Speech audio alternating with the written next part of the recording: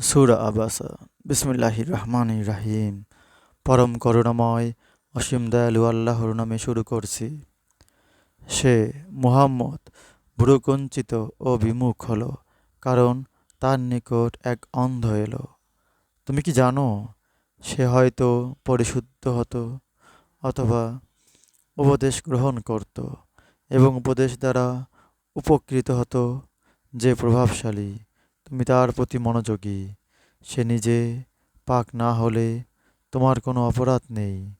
যে তোমার নিকট উৎসাহ নিয়ে এলো এবং শঙ্কিত চিত্তে তুমি তাকে অবজ্ঞা করলে। এ প্রকার আচরণ অনুচিত।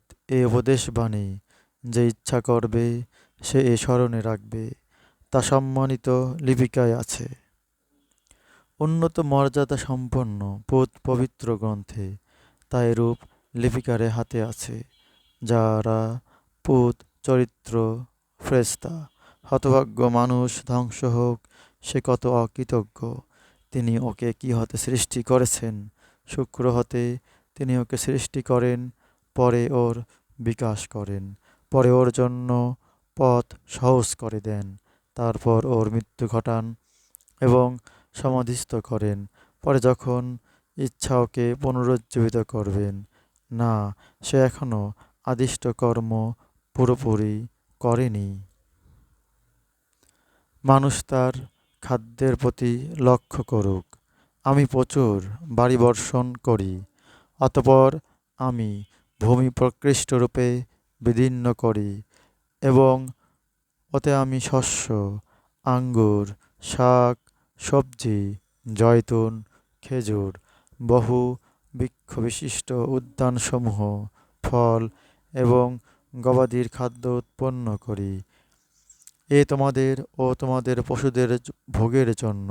যেদিন কিয়ামত উপস্থিত হবে, সেদিন পলায়ন করবে মানুষ তার ভ্রাতা হতে, তার মাতা তার পিতা হতে, তার পত্নী ও তার সন্তানদের হতে। সেদিন ওদের প্রত্যেকে অপরের চিন্তা না করে নিজেকে নিয়ে ব্যস্ত থাকবে। অনেকের মুখমণ্ডল সেদিন হবে উজ্জ্বল, সহাস্য ও প্রফুল্ল, এবং অনেকের মুখমণ্ডল সেদিন হবে ধূলি ধূসর। তাদেরকে কালিমাচ্ছন্ন করে রাখবে।